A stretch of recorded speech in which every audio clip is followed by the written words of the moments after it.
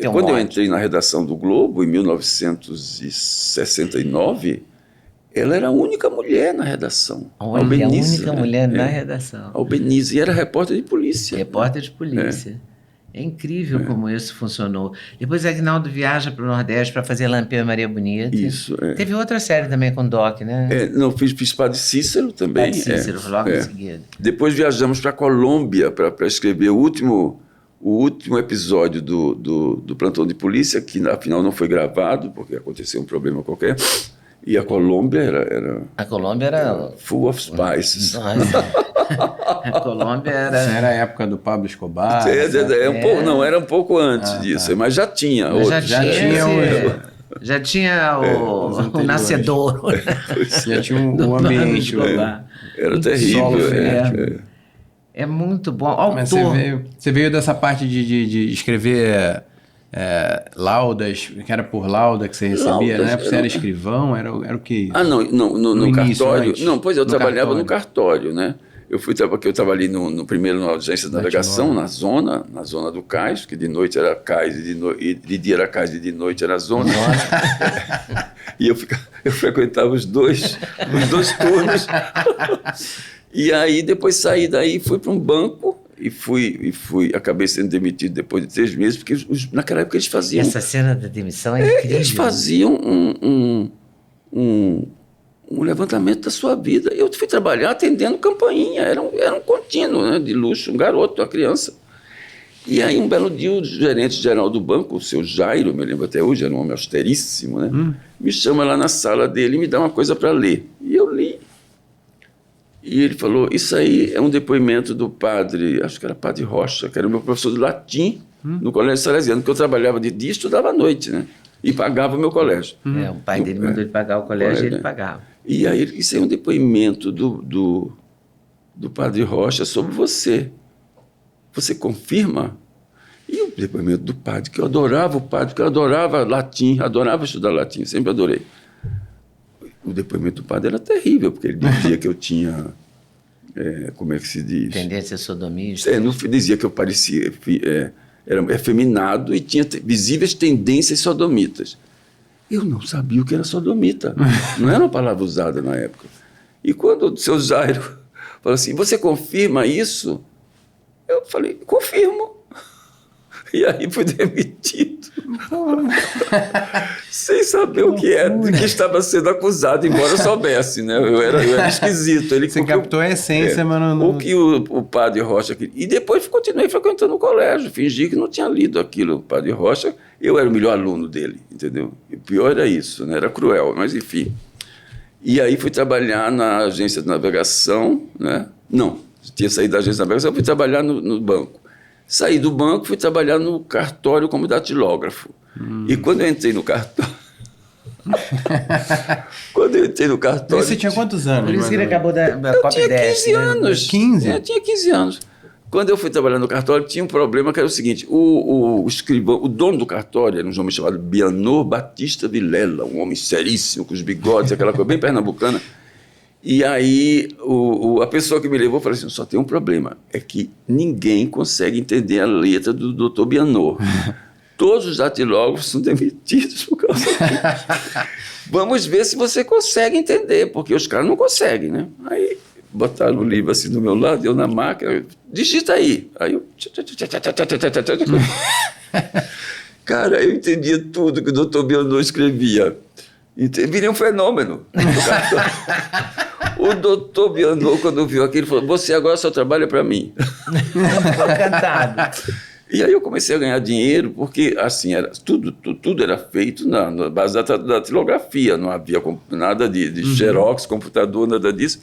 Você fazia uma escritura com 5 cópias, carbono, era uma loucura.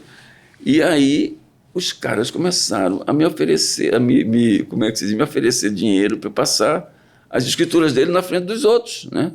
E algumas vezes eu aceitei, claro, né? E aí comecei a ganhar dinheiro, né? Nos intervalos do trabalho, eu não ia almoçar, né? Não ia almoçar. Aí eu aproveitava para escrever minhas coisas, usava a máquina do cartório para escrever minhas histórias, minhas coisas todas. Por isso que você publica um livro tão jovem? Eu trabalhava no cartório quando saiu o livro, mas isso é uma outra história do Newton Faria, que foi o primeiro jornalista da minha vida, né, que foi o cara que leu, porque eu falei para ele que brincava de escrever. Eu não sabia que eu era escritor. E aí ele falou uma frase que eu não esqueço nunca. São duas frases que eu não esqueço. Uma é essa do Nilson, e outra é a da Clarice Lispector, quando eu lancei o livro no Rio, meu primeiro livro, com 16 anos, quando eu entrei na livraria, que eu vi a Clarice, não sabia quem era, mas eu vi aquela mulher linda me olhar com aqueles olhos enormes, e perguntei ao Fernando Sabino, quem é essa? Ele falou, é a Clarice Lispector, ela quer lhe conhecer.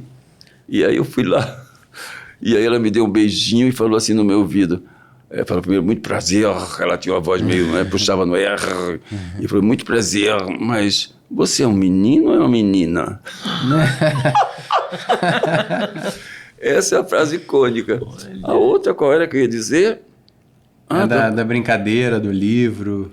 Sim. Aí o Nilson falou assim, o Newton Faria falou assim, me mostre os seus brinquedos. E eu dei um livro meu para ler, de 154 páginas, um romance que eu tinha escrito nas minhas horas vagas, chamado Um Pálido Silêncio. Era um nome bem francês, né? Eu lia 154 páginas. Era com 15 anos. Isso no...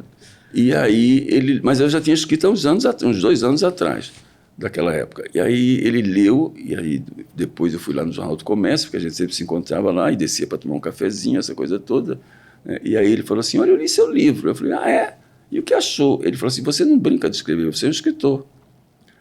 Aí eu falei para ele, eu já escrevi outro. Eu já escrevi outro.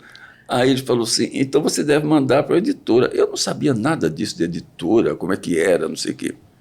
E aí justamente naquela semana chegaram no Recife o Fernando Sabino, Vinícius de Moraes, Rubem Braga e Paulo Mendes Campos, que tinham fundado uma editora, do Autor era o nome, e foram lançar os livros deles, que claro, eram os primeiros publicados pela editora. E aí eu resolvi mandar o livro para a editora. Qual dos dois livros? A Brincadeira? O segundo, que chamava-se Redenção para Jó, que foi publicado. Mandei para eles com uma carta desaforada, começava assim, eu sou um caso raro de precocidade e intuição. Começava assim. Da Brincadeira já pulou para um caso raro de... E aí pensei, bom, ou eles ficam impressionados ou me mandam aquele lugar. E mandei, né? Uma semana depois, eu recebi um telegrama, que era uma coisa que tinha naquela época, ninguém sabe o que é hoje em dia. Ninguém nem sabe o que é hoje. Telegrama do Fernando Sabino dizendo assim, gostamos muito do seu livro, queremos publicar. Pronto, mudou minha vida aí. Olha que loucura isso. E você tinha quantos anos? Eu tinha...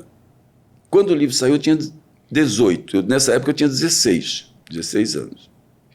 O livro saiu, eu acho que não tinha completado ainda 18, porque saiu um ano depois do telegrama. Isso para um menino, não é? Lá no Recife, debaixo do maior preconceito, né? Pois é, que sofri, ainda tinha que correr da turma da Lambreta. Corria bem, você sempre correu bem. Não, eu ganhava 100 metros rasos, eu ganhava fácil. Ele corria muito.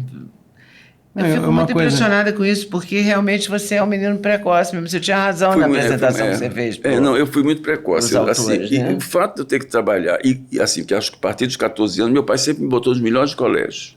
Né? Esse colégio. Meu pai não era rico, era um homem pobre. Não, meu pai era um homem pobre, trabalhava numa loja de peças de automóveis, né? Que também era posto de gasolina, era o único na cidade. Carpina. Quando eu terminei o primário, como não tinha o curso ginasial na cidade, ele mudou, foi para o Recife, entende? Por causa disso, porque ele queria que eu continuasse estudando, né? Meu pai foi uma figura incrível. Tinha um irmão 11 anos mais velho, que a essa altura já morava no Recife e trabalhava. 11 anos mais velho do que eu. Quando nós Você era quase filho único já, né? Já tinha meio que... Exatamente. Quando nós mudamos para o Recife, e aí eu fiz o ginásio, que foi pago por ele, que foi quando aconteceu esse episódio todo de bullying e tudo isso. Quando eu acabei o ginásio, aos 14 anos, ele disse, agora você vai trabalhar e pagar o seu colégio. Porque naquela época a criança trabalhava com carteira assinada. Você tirava a carteira profissional do Ministério. Eu tenho a minha até hoje. Né? Eu guardo até hoje. Né? Porque as crianças hoje trabalham, só que não são pagas. Né? Naquela época a gente tinha direito a INSS, a tudo isso. Férias no SESI. Né? É porque não tinha tanto conceito de infância, essa coisa lúdica, né? Era uma coisa mais um mini adulto. Exatamente. E aí eu passei a trabalhar e a pagar o meu colégio. Né? Então eu fui muito precoce. E tinha aquela vida Sim, mas secreta. você tinha um talento, né? Porque um monte de garotos devem ter trabalhado em cartório, no banco. Ah, não. Eu tinha essa mania de escrever, que era uma mania, né? Entendeu? E tinha um senso de observação, a curiosidade em relação às pessoas, que era fruto da minha vocação de escritor, né? Eu sempre olhava para as pessoas e não eram pessoas apenas, eu sempre tentava descobrir se elas tinham história ou imaginava que história elas teriam. E aí, gostou desse corte? Gostei muito, mas eu acho que vocês devem assistir a entrevista completa, que está no YouTube, Leda Nagli, esperando por você. Essa série Hoje Nagli, O Encontro de Gerações, está imperdível. Vale a pena conferir, hein? Com certeza. Se Deus quiser.